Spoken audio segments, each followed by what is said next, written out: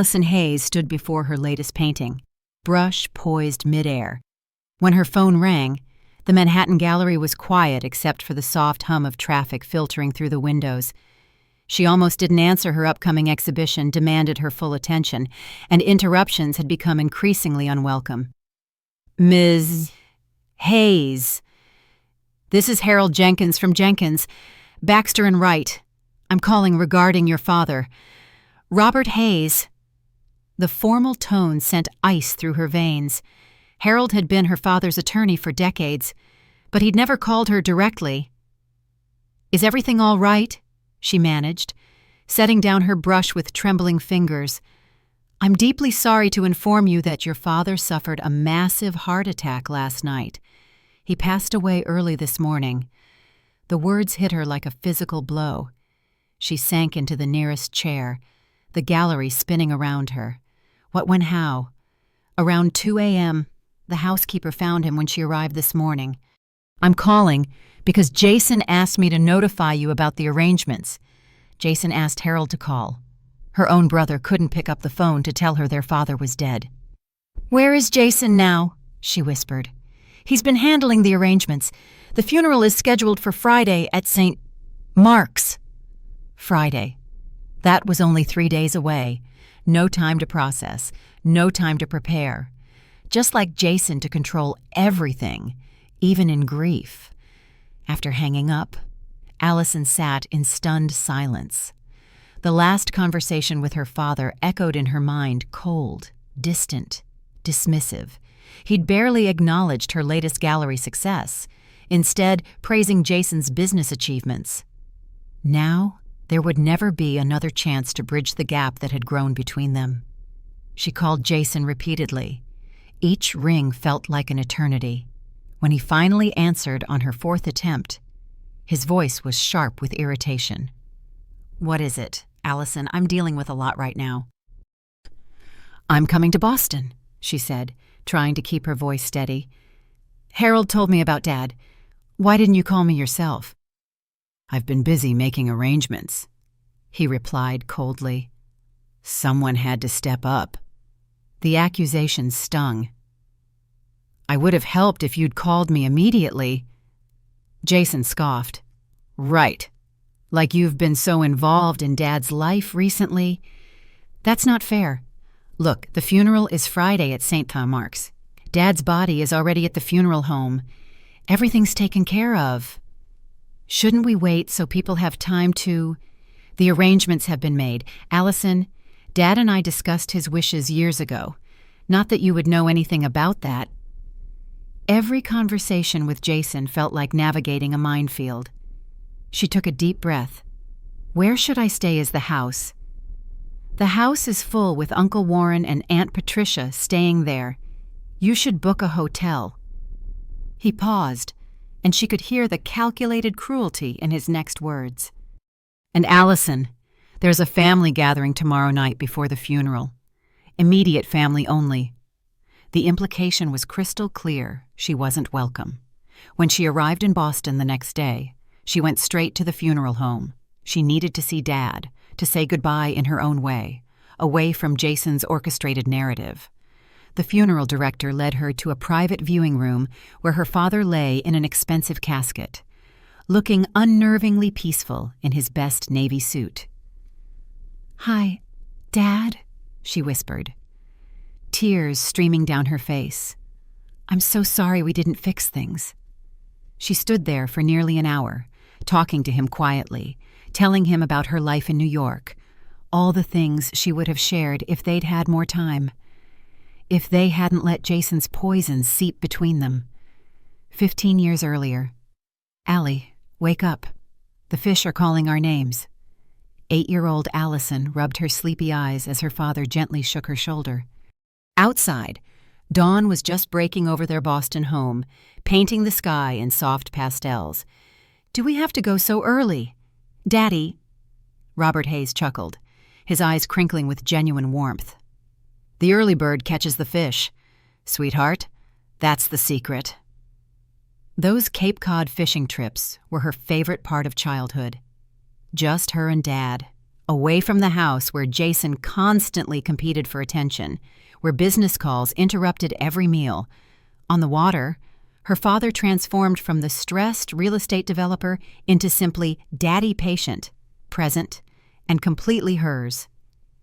"You know, Allie," he said one morning as they cast their lines into the calm water, "business works a lot like fishing.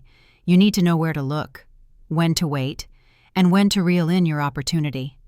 Even at 8, she could see how much the family business meant to him. Hayes Properties wasn't just a company, it was his legacy, built from the small construction business his own father had left him. "Will I help you with the business when I grow up?" she asked, watching her bobber dance on the gentle waves. "If you want to," he replied, but she could hear the hope in his voice. "Your brother already shows a natural head for business. Maybe you'll handle the creative side marketing, client relations. We could be a real family team." But as Allison grew older, her true passion emerged. Art captured her heart in ways that business never could. While Jason was reading trade journals and accompanying Dad to construction sites, she was filling sketchbooks and experimenting with different painting techniques. Her elementary school teachers praised her natural talent. By high school, she was winning regional competitions. The first major conflict came during her senior year when college acceptance letters arrived. She had been accepted to both Northeastern University's business program and the Rhode Island School of Design. The choice felt like choosing between her father's dreams and her own soul. "Art is a hobby, Allison, not a career," Dad said during what became a heated argument in his home office. Financial reports and blueprints covered his desk, the tangible evidence of his success. "The family business is your future. It's security. It's what we've been planning for years. It's what you've been planning," she countered, surprising herself with her firmness. "I never agreed to it." That night marked a turning point. Jason, ever the opportunist, positioned himself as the loyal child who would never disappoint their father. "Don't worry, Dad," he said at dinner while Allison sat in defiant silence. "I'll make sure Hayes Properties thrives for another generation." The distance began immediately. Their fishing trips stopped. Their conversations became shorter, more formal. Dad still paid for her education, something she remained deeply grateful for, but their relationship had fundamentally changed. There were occasional moments of connection. He attended her first college art exhibition, and she saw a glimpse of pride in his eyes when he studied her work. But those moments became increasingly rare as Jason worked to control the narrative about her to the rest of the family. "She doesn't even call him anymore." She overheard Jason telling Uncle Warren at a family Christmas gathering during her sophomore year.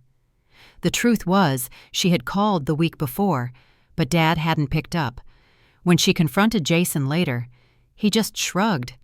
"I'm just telling it like it is. Sis, you made your choice." By the time she graduated from art school, the narrative was firmly established. Jason was the devoted son who would carry on the Hayes legacy.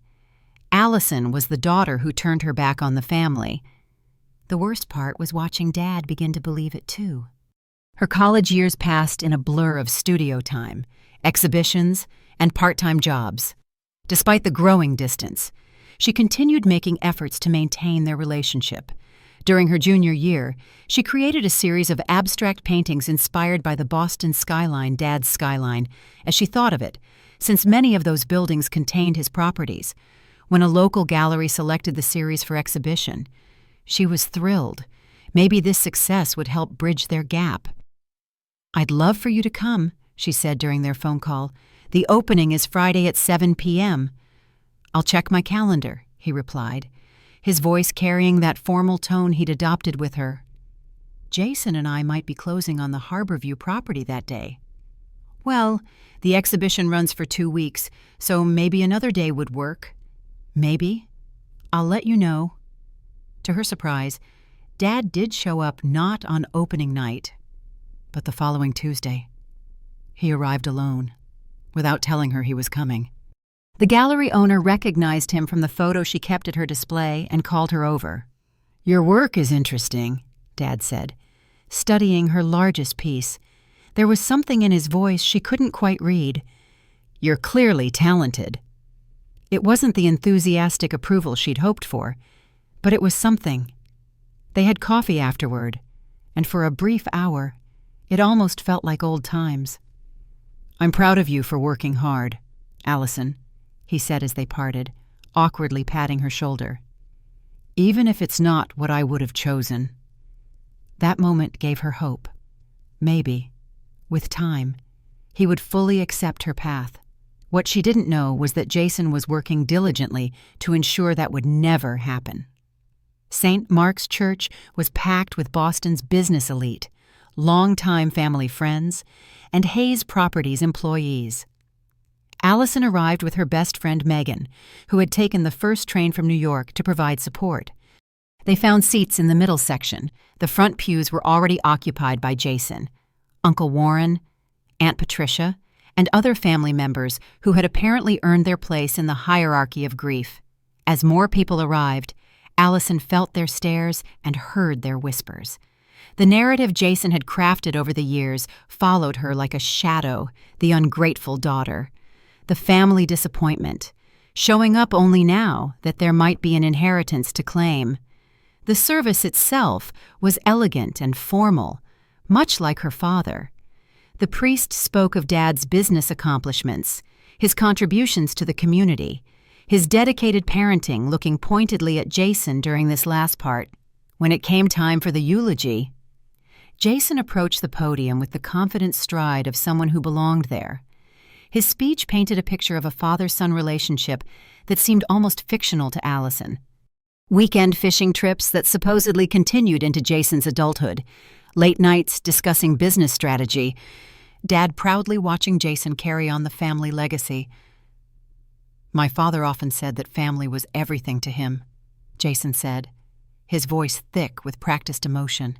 "He believed in loyalty, in showing up for the people you love, in honoring your commitments." The subtext was unmistakable. Every person in that church knew he was contrasting his dedication with her supposed abandonment. "Some people," Jason continued, glancing in her direction, "choose to abandon their responsibilities, their family legacy. But Dad and I always understood the importance of staying true to your roots." Megan's hand tightened around hers as Allison struggled to maintain her composure. After the service, people gathered in the church hall for the reception. Several of Dad's business associates approached to offer condolences.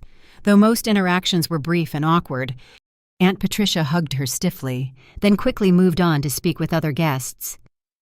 Allison was pouring herself coffee when Jason approached, flanked by two cousins.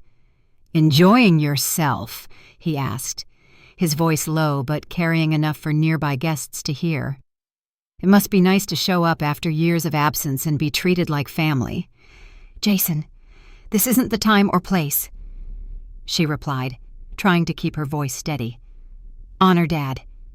Jason laughed, the sound sharp and bitter. "Is that why you're here? Because from where I'm standing, it looks like you're just here for the money.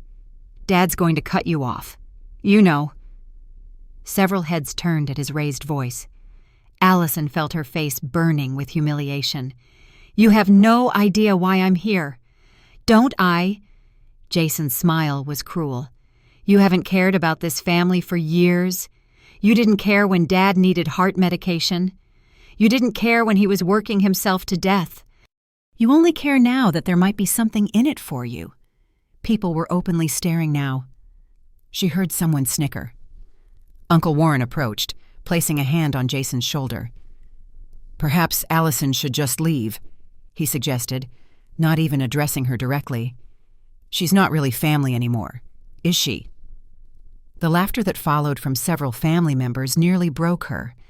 She considered walking out, sparing herself further humiliation, but something kept her rooted to the spot. She owed it to Dad to see this through. "I'm staying," she said quietly. "Whether you like it or not. He was my father, too." Jason shrugged dramatically. "Suit yourself, but don't get your hopes up for tomorrow." Dad knew who really cared about him in the end. Tomorrow. The will reading. In their minds, that was the only reason she would have come back to claim what they believed she didn't deserve. The next morning dawned gray and miserable, matching Allison's mood perfectly. She dressed carefully in a simple black dress, trying to prepare herself mentally for what was to come. Based on Jason's confidence and the family's hostile reception, she fully expected to be publicly disinherited, the final confirmation of Dad's disappointment in her. Megan had offered to accompany her to the reading, but Allison declined. This was something she needed to face alone. "Call me the second it's over," Megan insisted as Allison left the hotel. "No matter what happens." The law offices of Jenkins. Baxter and Wright occupied the top floor of one of Dad's downtown properties, a detail that felt like salt in the wound as she rode the elevator upward. Harold Jenkins had been handling the family's legal affairs for over 30 years. He would be the one to deliver what she assumed would be her final disappointment from her father. When she arrived, the conference room was already filled with family members and key business associates. Jason sat at the head of the table, already positioning himself as the new patriarch of the Hayes family. Uncle Warren and Aunt Patricia sat to his right, with the company's CFO and 2 board members adjacent. They were all engaged in comfortable conversation, the atmosphere almost celebratory. The chatter died down when she entered. "Allison, you actually came," Jason said with mock surprise, gesturing to an empty chair at the far end of the table. "We saved you a seat." The seating arrangement wasn't subtle, her isolated at the foot of the table, while Jason commanded the head position. She took her assigned place without comment, ignoring the whispers and glances. "I was just telling everyone about the Madison Avenue project," Jason continued, "the one Dad and I worked on in his final months. It's going to revolutionize that whole neighborhood." The implication was clear. This was a family business discussion that didn't concern her. She remained silent, counting the minutes until this ordeal would be over. What she didn't notice was the subtle tension in Harold Jenkins's expression when he entered the room at precisely 10 a.m. Unlike the others, he greeted her with genuine warmth. "Allison, thank you for coming," he said, briefly squeezing her shoulder before taking his position at the center of the table. "I'm very sorry about your father. He spoke of you often." This simple kindness nearly broke her composure. She nodded gratefully, not trusting herself to speak. Harold placed his briefcase on the table and addressed the room. "Before we begin, I want to thank you all for coming today. Robert Hayes was not only my client, but my dear friend for over 3 decades. His loss is deeply felt by everyone in this room." There were murmurs of agreement. "Robert was meticulous in his planning," Harold continued. "As you all know, he left very specific instructions about how today should proceed." Jason leaned forward, his expression confident. "We're all eager to respect Dad's wishes and move forward with the transition he planned." Harold nodded, but his expression remained carefully neutral. "Robert's instructions for this reading are somewhat unconventional. He prepared a video statement to accompany the formal will document." The announcement about a video will was met with confused looks around the table. Video wills weren't unheard of, but they weren't common practice either, especially for someone as traditionally minded as Robert Hayes. "A video?" Jason asked, a flicker of uncertainty crossing his face for the first time. "He never mentioned that to me. Robert recorded it privately about 3 months ago," Harold explained. "He was very specific that it should be viewed before the written provisions are discussed." Allison watched Jason's reaction carefully. The confidence that had radiated from him all morning seemed to waver slightly. He recovered quickly, but she had seen it a moment of genuine surprise, perhaps even concern. "Well, let's get on with it then," Jason said with forced casualness. "I'm sure Dad just wanted to add a personal touch to his formal wishes." Harold nodded to his assistant, who entered with a laptop and projector. "We'll display the video on the screen at the end of the table." As the equipment was set up, the atmosphere in the room shifted. What had felt like a formality, a public confirmation of decisions already made, now held an element of unpredictability. Robert was very explicit that everyone listed in the will be present for this video, Harold said. Consulting a paper from his briefcase, he read through a list of names, checking off each person as they acknowledged their presence. When he finished, he nodded satisfactorily. "Excellent. We're all here." He turned to his assistant. "We're ready to begin." The lights dimmed slightly, and Harold inserted a USB drive into the laptop. After a moment of technical adjustments, the projector illuminated the screen, and there was her father. The sight of him healthy, composed, alive hit Allison like a physical blow. He sat at his desk in the home office, wearing the navy blue suit he reserved for important meetings. His silver hair was neatly combed, his expression serious but calm. He looked directly into the camera, creating the unsettling illusion that he was looking at each of them in the room. The conference room fell completely silent. Even Jason seemed momentarily stunned by this posthumous appearance of their father. "Hello, everyone," Dad began. His voice so familiar it made Allison's throat tighten with grief. "If you're watching this, then I'm no longer with you. I've asked Harold to share this message because there are truths that need to be spoken, truths I regrettably didn't recognize until it was almost too late." When he paused, seeming to gather his thoughts, Allison glanced around the table and noticed that everyone was leaning forward slightly, hanging on her father's every word. "What I'm about to say will surprise many of you," Dad continued. "It will upset some of you. But before I leave this world, I need to set the record straight." Allison felt a strange sensation in her chest, not quite hope, but something adjacent to it. Her father's expression had softened, and for a brief moment she saw a glimpse of the dad she remembered from those early fishing trips, the dad who had loved her unconditionally before everything changed. "This is primarily a message about truth," he said, his eyes seeming to look directly at her. "About family, about betrayal and forgiveness, and about second chances that come too late, but perhaps not too late to make right." As her father continued speaking, Allison realized that, whatever she had expected from today's proceedings, she had been completely unprepared for what was about to unfold. "I want to begin by speaking directly to my daughter, Allison," Dad said, his eyes seeming to find hers through the screen. "If you're here, and I hope with all my heart that you are, I need to say something I should have said to you in person.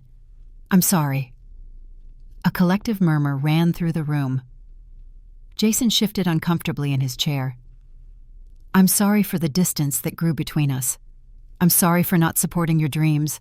Most of all, I'm sorry for believing lies about you that I should have questioned." Dad's expression turned pained. "You see, I recently discovered something that has changed everything I thought I knew about our family dynamic over the past several years. About 6 months ago, I had another minor heart episode," Dad continued on screen. "The doctors advised me to reduce my workload, so I began working from home more often." He leaned forward slightly, his expression growing darker. "One afternoon, I was looking for some documents in Jason's office at the house when I found something disturbing. A drawer full of cards and letters from you. Allison." Allison gasped audibly, around the table. Heads turned toward her, then swiveled to Jason, who had gone very still. "Birthday cards I supposedly never received," Dad continued, his voice hardening. "Invitations to your art shows, notes updating me on your life, all unopened, all hidden away, all deliberately kept from me." Jason stood abruptly. "This is ridiculous." Dad was confused after his heart. "Mr. Hayes, please sit down," Harold interjected firmly. "Your father's instructions were explicit. The video must be played in its entirety without interruption." Jason sank back into his chair, his face flushed. "On screen," Dad continued. "That discovery led me to investigate further. I hired a private investigator without Jason's knowledge to look into other discrepancies I'd begun to notice. What I found was deeply troubling. Dad picked up a folder from his desk. The investigator discovered that Jason had been intercepting Allison's calls to the house and office. He'd been deleting her voicemails, returning her calls when he knew she wouldn't answer, then telling me she was unavailable. He'd been actively sabotaging any attempt at reconciliation between us. The conference room had gone deathly quiet. Allison felt tears streaming down her face, unable to process the magnitude of what she was hearing. "But that wasn't all," Dad said gravely. "The investigation revealed something even more disturbing about the business. Jason had been engaging in questionable practices that go against everything Hayes Properties stands for." Someone gasped. The board members exchanged alarmed glances. He'd been cutting corners on building materials, falsifying inspection reports, and in one case, bribing a city official to expedite permits. "I built this company on integrity," Dad said, his voice rising with emotion. "My father taught me that our name meant something, that a Hayes property was built to last, built with pride and honesty. Jason betrayed those values for profit and expediency." Jason was now visibly sweating. His earlier confidence completely evaporated. "This is a misunderstanding," he said to no one in particular. Dad was confused. "The medication." "Mr. Hayes," Harold warned again. "Please, on screen." Dad's expression softened again. "Allison, when I discovered all this, my first instinct was to call you immediately. But I realized something important. You shouldn't have to hear my apology over the phone. You deserved better than that. I made arrangements to come to New York, to see your life there, to meet you on your terms." Allison's heart clenched painfully. "But you never came," she whispered, as if hearing her. Dad continued, "I had planned to visit you the week after that final call, the one where I was so distant. That call wasn't what you thought. I was distant because I was angry not at you, but at Jason, and at myself for being so blind for so long. I was planning to surprise you in New York, to see your gallery, to finally tell you in person how proud I am of you." Dad paused, emotion overtaking him momentarily. "My heart had other plans, it seems, so this video will have to serve as the apology and recognition you deserve." He picked up another folder. "I've been following your career, Allison, not through Jason's filtered updates, but through art magazines and gallery websites. I've seen your reviews, your exhibitions. I've even purchased several of your pieces through an intermediary." This revelation stunned Allison completely. Dad had bought her artwork, had supported her career anonymously. Your creativity, your vision, your determination to follow your own path, these are qualities to be admired, not condemned. I was wrong to try to force you into a mold that didn't fit. You aren't just a talented artist, Allison. You're a businesswoman in your own right, building something from nothing, just as I did when I was young. Dad straightened in his chair, his expression becoming more formal. "Now, to the matter of my will and the future of Hayes Properties." Jason leaned forward again, tension evident in every line of his body. "Given what I've discovered about Jason's business practices and his deliberate deception regarding Allison, I cannot in good conscience leave the company solely in his hands." The words hung in the air like a bomb waiting to explode. "My original will, drafted 5 years ago, would have made Jason the primary inheritor of both my personal estate and Hayes Properties, with a small trust established for Allison." Dad continued on screen. Jason nodded slightly, as if this confirmed what he'd been telling everyone. "That will has been revoked," Dad said firmly. The room went completely still. Allison could almost hear hearts beating in the silence. "In its place, I have established the following provisions." Dad picked up a formal document.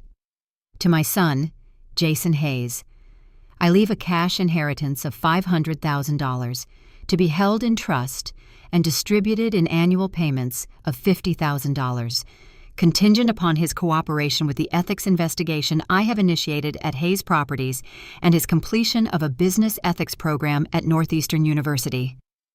Jason's face drained of color. "What?" he whispered hoarsely. "To my daughter, Allison Hayes, I leave my personal residence and its contents, my personal investment portfolio, and 51% ownership of Hayes Properties." The room erupted in shocked exclamations. Uncle Warren actually stood up in protest before Harold motioned him firmly back to his seat, on screen. Dad continued calmly through the uproar. Allison's artistic vision and ethical foundation make her the ideal person to guide Hayes Properties into the future. She may choose to take an active role in management or to serve as chairperson of the board while continuing her artistic career. That will be her decision. Allison couldn't breathe. This couldn't be happening. After years of believing Dad had rejected her choices, he was not only affirming them, but entrusting her with his life's work. The remaining 49% of company shares will be distributed among the current board members and senior management, with specific allocations detailed in the written will. Dad explained, "I've also established a foundation in my name to support arts education in Boston, to be directed by Allison." Dad looked directly into the camera again. "I know this comes as a shock to everyone, particularly to Jason. Son, I hope that in time you will understand that this decision comes from love for you, for Allison, and for the company that bears our name. The path you've been on leads nowhere good. My hope is that these provisions will guide you back to the values I tried to instill in you." Jason stood suddenly, knocking his chair backward. "This is insane. He was manipulated. I'll contest this." "I anticipated that reaction," Dad said, almost as if responding directly to Jason's outburst. "Harold has comprehensive documentation of everything the investigation uncovered, including recorded conversations, falsified documents, and financial records. Contesting the will would only result in making this information public, possibly leading to criminal charges." Jason fell silent, his face a mask of fury and disbelief. "Allison," Dad continued, his voice softening again, "I know this is an enormous responsibility that you never asked for.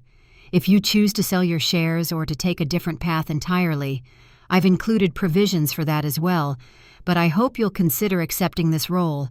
Hayes Properties could benefit tremendously from your fresh perspective and ethical foundation." Dad paused, emotion returning to his features. "More than anything, I wish we'd had the chance to reconcile in person, to go fishing again, to talk about your art, to rebuild what was broken. I'm so deeply sorry that won't happen now." Tears flowed freely down Allison's face. Around the table, even those who had been coldest to her looked uncomfortable, avoiding her eyes. "I'll conclude with this," Dad said on screen. "Family is complicated. Business is complicated. But integrity should never be complicated. It's either there or it isn't. Allison never lost hers, even when it would have been easier to compromise. That's why.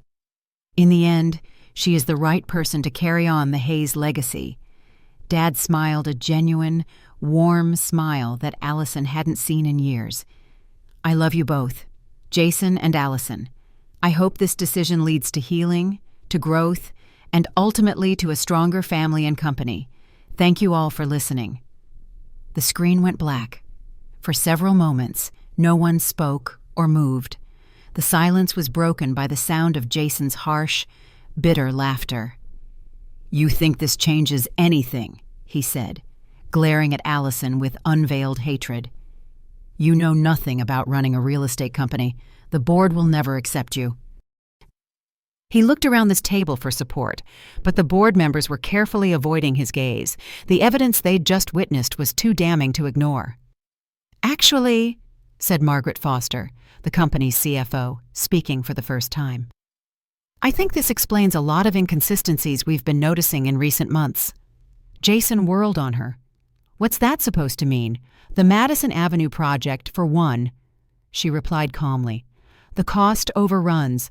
The inspector reports that didn't match our quality standards. I've been wondering how those discrepancies occurred. You're all turning on me based on the confused ramblings of a sick old man, Jason shouted, his composure completely shattered. Jason, Allison said quietly, standing up. For years, she had remained silent in the face of his attacks, but not anymore. Dad wasn't confused. He was disappointed. Disappointed? Jason laughed harshly. In me, I gave him everything. I sacrificed my entire life for this company while you were playing with paints in New York. You sacrificed nothing, Allison replied, her voice growing stronger. You manipulated everything. Every phone call you blocked, every lie you told about me, every corner you cut on Dad's projects, it was all about your own ambition, not love for the family or the company. Jason's face turned red with rage. How dare you? I was here. I was the one taking care of him when his health was failing. Where were you when he needed heart medication? Where were you when he was working 18-hour days? I tried to be here, Allison shot back, her own anger finally surfacing. I called on his birthday. You never told him. I sent invitations to my exhibitions. You hid them. I wanted to visit when I heard he was stressed. You told me he was too busy to see me. That's not, it is true, Allison continued, stepping closer to the table. And you know what's worse? You didn't just lie to him about me. You compromised everything he built. Dad was right. You betrayed every value he tried to teach us. Harold cleared his throat and reached into his briefcase. Perhaps this would be a good time to share the additional documentation Mr. Hayes instructed me to present. He placed several files on the table. These contain the private investigator's full report, including recordings of phone conversations between Jason and various contractors discussing substandard materials, email exchanges about falsified inspection reports, and financial records showing the bribery payment to City Inspector Thomas Mitchell. The board members leaned forward to examine the documents. One by one, their expressions grew more serious. My God, whispered board member David Chen. Jason, is this true? Did you really pay Mitchell to approve the Harborview Foundation work without proper inspection? Jason looked around the table desperately. You don't understand the pressure we were under, the deadlines, the budget constraints. Dad was demanding results, and I delivered them. By cutting corners that could have endangered people's lives, Margaret Foster said, her voice cold with professional disapproval, and by destroying the relationship between Dad and his daughter, added Uncle Warren, speaking for the first time since the video ended. His voice was subdued, ashamed. Jason, I believed you when you said Allison had abandoned the family. We all did. Jason's desperate gaze swept the room, finding no allies. This is all a setup. Allison somehow manipulated Dad in his final months, turned him against me. Stop it, Allison said firmly. Just stop. You've lied enough. You want to know the truth? Jason snarled, abandoning all pretense. Yes, I intercepted your calls. Yes, I kept your letters from him because you didn't deserve his attention. You abandoned us. You chose your selfish dreams over family responsibility. And the business practices, Harold asked quietly. The falsified reports, the bribes. Jason's silence was answer enough. I thought so, Harold continued. Mr. Hayes was very thorough in his investigation. There's enough evidence here to refer this matter to the district attorney's office, though he hoped it wouldn't come to that. The weight of his situation finally seemed to hit Jason. His shoulders sagged, and for a moment, he looked less like the confident businessman and more like the insecure boy who had always competed for their father's approval. I worked so hard, he said quietly, almost to himself. I gave him everything I had. You gave him lies, Allison replied, her anger tempered now with sadness. And in the end, that's what destroyed us all. Jason looked at her one last time, his expression a mixture of hatred and defeat. "You'll fail," he said. "You'll run this company into the ground within a year. And when you do, don't come looking for help from me." With that, he walked out of the conference room, leaving behind a family and a company forever changed by the truth. The week following the will reading passed in a blur of legal meetings, emotional processing, and the harsh reality of what Allison had inherited. Jason had been true to his word. He'd disappeared, reportedly taking an extended vacation in Europe while his attorney explored options for challenging the will. Harold's evidence proved too comprehensive to contest, and the legal challenge was quietly withdrawn within days. But Jason's departure created an immediate crisis at Hayes Properties. He'd been deeply involved in day-to-day operations, and his sudden absence left gaping holes in project management and client relationships. Worse, several longtime employees who were loyal to Jason resigned in protest, taking valuable institutional knowledge with them. Allison stood in her father's office, her office now staring out at the Boston skyline that had inspired her art years earlier. The view was the same, but everything else felt impossibly different. The weight of responsibility pressed down on her like a physical burden. Margaret Foster knocked on the doorframe. "Allison, we need to discuss the Madison Avenue situation." The Madison Avenue project had been Jason's pride and joy, the development he'd bragged about at the funeral. Now it represented her first major test as the new majority owner. "How bad is it?" Allison asked, gesturing for Margaret to sit. "Structurally, we have serious problems. The foundation work that Inspector Mitchell approved without proper review, it's not up to code. We need to essentially rebuild from the ground up if we want to meet safety standards." Allison felt her stomach drop. "What's that going to cost us?" "Approximately $2 million, which will eliminate our profit margin entirely and require us to use company reserves. And if we don't fix it—" Margaret's expression was grim. "If there's an accident, if the foundation fails, we're looking at potential lawsuits that could destroy the company, plus criminal liability for knowingly using substandard construction." It wasn't really a choice at all. Allison thought about her father's words in the video about integrity being non-negotiable. "Fix it," she said firmly. "All of it?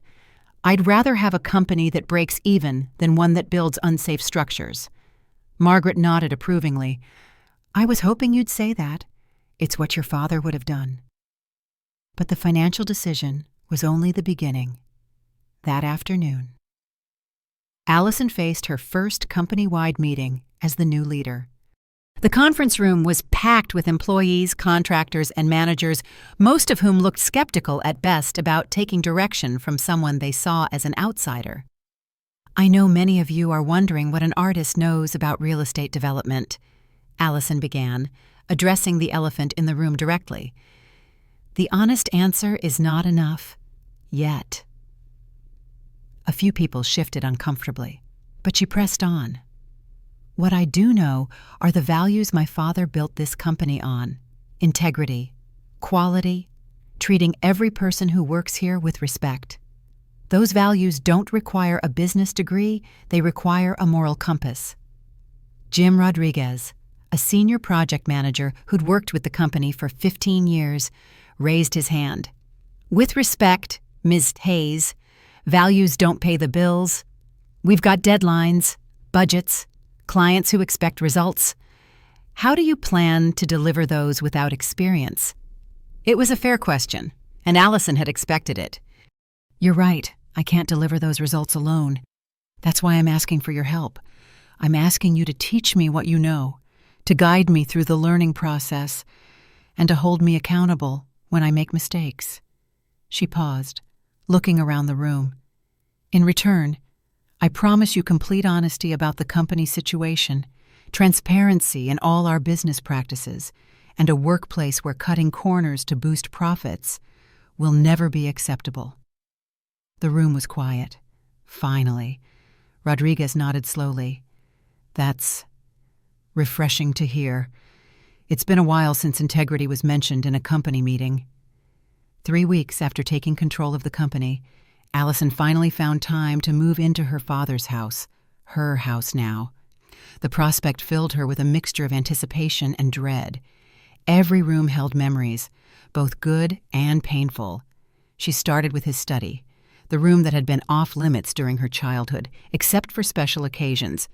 Now, sitting at his massive mahogany desk, she felt the weight of his presence more acutely than ever. It was while organizing his papers that she discovered the hidden panel behind the bookcase. As a child, she'd played treasure hunt games in this very room, but she'd never found this particular secret. Behind the false panel lay a collection that took her breath away. There were photographs of her artwork dating back to high school, not just recent pieces, but student work she'd forgotten about. Newspaper clippings from every exhibition she'd ever had, carefully preserved in archival folders. Even a framed copy of her art school diploma, signed by the dean and dated the same year their relationship had grown cold. But the most precious discovery was a leather-bound journal, its pages filled with her father's handwriting in blue ink. Opening it with trembling hands, she found entries dating back years, chronicling his thoughts about the business, about Jason, and most importantly, about her. The early entries reflected his disappointment in her career choice. "I don't understand why Allison can't see that art is a luxury, not a necessity. The business world is where real security lies." But as time passed, his tone began to change. Saw Allison's new exhibition online today. Her work is getting attention from serious critics. There's a depth to her paintings that reminds me of how she used to see the world as a child, always noticing things the rest of us missed. A later entry, dated just 2 years before his death, revealed his growing pride. The art critic in the Globe called Allison's latest series haunting and profound. "I wish I could tell her how proud I am, but the distance between us now feels unbridgeable. Jason says she doesn't return his calls either. I wonder if she's truly moved on from this family." The entries grew more questioning as time went on, showing the first seeds of doubt about Jason's narrative. "Something bothers me about Jason's explanations for why Allison never visits. He seems too eager to emphasize her absence, too quick to interpret everything in the worst light." The final entries documented his shocking discoveries and his determination to make things right. "The private investigator confirmed my worst fears today. Jason has been systematically keeping Allison away from me, intercepting our communications for years. How could I have been so blind? My son has betrayed not only his sister, but the core values I thought I'd instilled in him." The last entry, dated just days before his heart attack, brought tears to her eyes. "Made arrangements for New York. Haven't felt this hopeful in years. Also met with Harold about changing my will. If something happens before I can reconcile with Allison in person, at least she'll know the truth. At least she'll know I loved her, that I recognized her strength and integrity." 6 months after taking over Hayes Properties, Allison faced her first major public test. The Madison Avenue project had been completely reconstructed according to proper safety standards, and the ribbon-cutting ceremony would either establish her credibility or confirm her critics' predictions of failure. The morning of the ceremony was crisp and clear, with a crowd of city officials, business leaders, and media representatives gathered on the sidewalk. Allison wore a simple navy blue suit, not unlike one her father might have chosen, and tried to project confidence she didn't entirely feel. "Ladies and gentlemen," she began, addressing the assembled crowd, "when Hayes Properties began this project 18 months ago, we made a commitment to deliver not just a building, but a community asset that would serve Boston for generations." She paused, thinking of all the difficult decisions that had led to this moment, the choice to rebuild rather than cover up Jason's shortcuts, the financial sacrifices, the long hours learning every aspect of construction management. During the construction process, we discovered that our original plans didn't meet the standards we demand for Hayes Properties buildings. So we made a choice, we started over. We rebuilt the foundation, we upgraded the materials, and we extended our timeline to ensure that every aspect of this building represents the integrity my father built his company on. Margaret Foster, standing in the crowd, caught her eye and nodded approvingly. This decision cost us significantly in terms of time and money, Allison continued, but it gave us something more valuable, the confidence that everyone who lives or works in this building will be safe. And the knowledge that the Hayes name still means quality and integrity. Boston City Councilwoman Sarah Chen stepped forward to speak.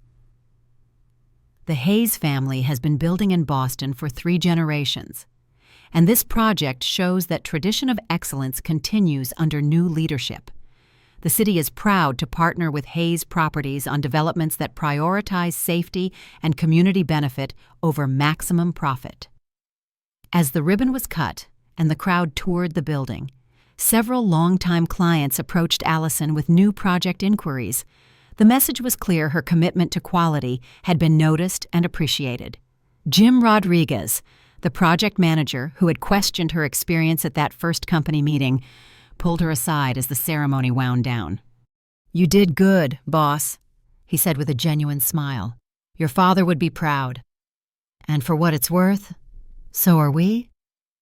For the first time since inheriting the company, Allison felt like she might actually succeed in honoring her father's legacy while building something of her own. A year after the will reading, Allison stood in her father's study, now fully hers, preparing for a conversation she'd been both anticipating and dreading. Jason had returned from Europe and requested a meeting. Harold had facilitated the contact, assuring her that Jason had completed the required ethics program and was prepared to accept the terms of the will. When Jason arrived, he looked different, thinner, more subdued, without the aggressive confidence that had characterized him for so long. They sat across from each other in the living room where they'd spent their childhood, the weight of everything between them hanging in the air. "I came to apologize," Jason said without preamble. "Not because the will requires it, but because I need to say it." Allison waited, not making it easy for him. "I was wrong about everything. The way I treated you, the way I manipulated Dad, the way I compromised the company's values." He paused, struggling with the words. "I was so desperate for his approval, so terrified of being seen as the lesser child, that I convinced myself anything was justified. The lies went on for years, Jason. You didn't just hurt me, you hurt Dad. You robbed us both of time we can never get back. I know." His voice was barely above a whisper. "I replay that last conversation you had with him constantly. How cold he was. How disappointed you must have felt. That was my doing, not his." They sat in silence for a moment. Then Jason continued, "I've spent the past year in therapy, trying to understand why I did what I did. The therapist says it was about feeling inadequate, about being afraid I could never measure up to what I thought Dad wanted. Dad wanted integrity, Jason. That's all he ever really cared about. I see that now. Too late, but I see it." Jason looked around the room, taking in the family photos and memories. "How is the company doing? Growing? We're building our reputation back, project by project. The foundation is thriving too. We've funded art programs in 15 schools so far." Jason nodded. "Dad would love that." He hesitated. "I know I have no right to ask, but is there any possibility for us as family?" Allison considered the question carefully. The hurt was still there, probably always would be, but so was the memory of building sandcastles together on Cape Cod beaches, of being siblings before they became rivals. "I don't know," she said honestly. "Trust takes time to rebuild, but I'm willing to try. If you're genuinely committed to change." "I am. The therapy helped me understand that I need to rebuild myself before I can have healthy relationships with anyone." As Jason prepared to leave, Allison walked him to the door. "There's something I want you to have," she said, handing him a small framed photograph from the hall table. It showed the two of them as children, grinning on either side of their father during one of their Cape Cod fishing trips. "Dad kept this on his desk," she said. "Even during the worst times between us, he kept it there. I think he always hoped we'd find our way back to being a family." Jason took the photo with unsteady hands. "Thank you." After he left, Allison returned to the study and pulled out her father's journal one more time. She'd started adding her own entries, documenting the challenges and successes of the past year, creating a record for future generations of Hayes family members. "Today, Jason and I took the first step toward healing," she wrote. "It won't be easy, and it won't be quick. But Dad taught me that the most valuable things are worth fighting for. The company is stronger than ever, built on the foundation of integrity he always believed in, and for the first time in years, I have hope that our family might be too."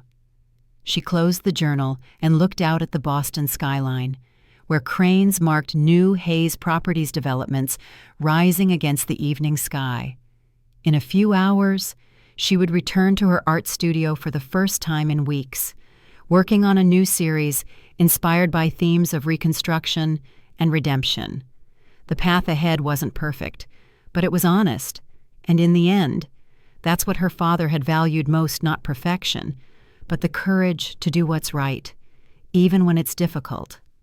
The phone rang, interrupting her thoughts.